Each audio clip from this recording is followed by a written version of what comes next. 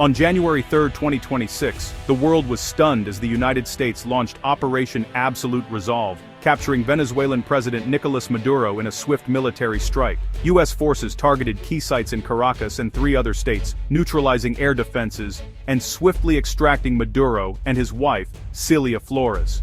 The operation, supported by the USS Iwo Jima offshore, was executed without American casualties. Maduro and Flores were flown first to Guantanamo Bay, then to New York, where he now faces a 4-count federal indictment for narco-terrorism, drug trafficking, and weapons offenses. Images of a handcuffed, disheveled Maduro at the DEA's New York office quickly went viral, symbolizing a dramatic fall from power. The legal battle ahead is unprecedented, a former head of state facing trial on U.S. soil. His arraignment is set before Judge Alvin K. Hellerstein, with the world watching closely. This bold U.S. move has upended Venezuela's political landscape and raised urgent questions about sovereignty and international law. The region now faces a new reality, with the future of Venezuela and its leadership hanging in the balance.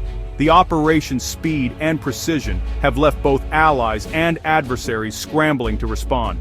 As the dust settles, the world braces for the next chapter in this extraordinary crisis.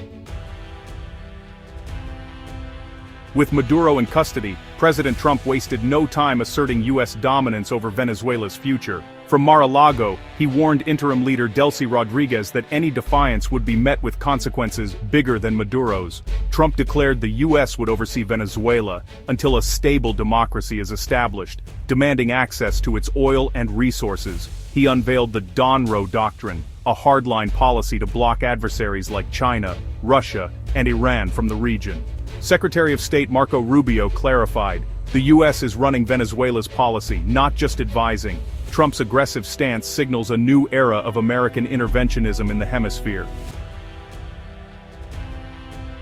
In the wake of Maduro's capture, Venezuela's Supreme Court swiftly named Delcy Rodriguez interim president to prevent a power vacuum. Rodriguez, a staunch Maduro ally and longtime target of U.S. sanctions, immediately rejected the legitimacy of the U.S. operation, calling Maduro's capture an illegal kidnapping.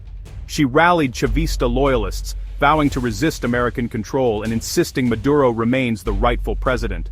Her defiance sets the stage for a political showdown, as she faces immense pressure from Washington and a fractured nation. Rodriguez must now navigate economic collapse, social unrest, and the threat of further U.S. intervention. Her leadership will be tested as she decides whether to confront the U.S. or seek compromise. The battle for Venezuela's future is just beginning, with Rodriguez at the center of a storm. The world watches to see if she can hold her ground, or if the U.S. will dictate Venezuela's fate. While the U.S. hailed Operation Absolute Resolve as flawless, the reality in Venezuela was devastating. At least 40 people, including 32 Cubans, were killed in the strikes, highlighting the human cost. Videos showed shattered buildings and terrified residents as Caracas fell silent under military patrols. In the U.S., reactions split sharply. Republicans praised the mission, while Democrats and some Trump allies condemned it as illegal or reckless.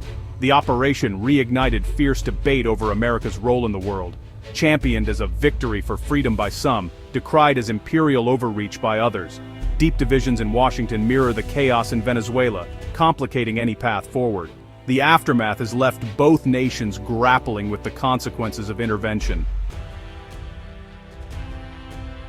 The world's response to Maduro's capture has been fractured and tense. European allies are uneasy, wary of the U.S.'s unilateral action and its implications for international norms. Pope Leo XIV called for restraint and respect for Venezuelan sovereignty, while Colombia's public celebrated, hoping for regional stability. In Cuba, anxiety runs high, fearing the U.S. could target them next. Protests erupted outside the New York detention center, with Maduro supporters and human rights advocates denouncing the operation as illegal. Russia and China, longtime Maduro allies, condemned the U.S. and may back Rodriguez to counter American influence. The crisis has become a global chess match, with major powers vying for leverage in Venezuela. The risk of prolonged instability and escalation is now higher than ever. Venezuela stands at a crossroads, its former president jailed, its interim leader defiant, and its future uncertain. Rodriguez faces a stark choice: resist the US and risk further chaos, or negotiate and risk fracturing her own base. The military's loyalty will be decisive in shaping the nation's path. Meanwhile, Maduro's trial in New York will set a precedent for how the US handles hostile foreign leaders. Secretary of State Rubio has ruled out quick elections, signaling a long period of US oversight. 30 million Venezuelans are caught in the middle, hoping for peace but bracing for more turmoil. The coming months will determine whether Venezuela finds stability or spirals deeper into crisis.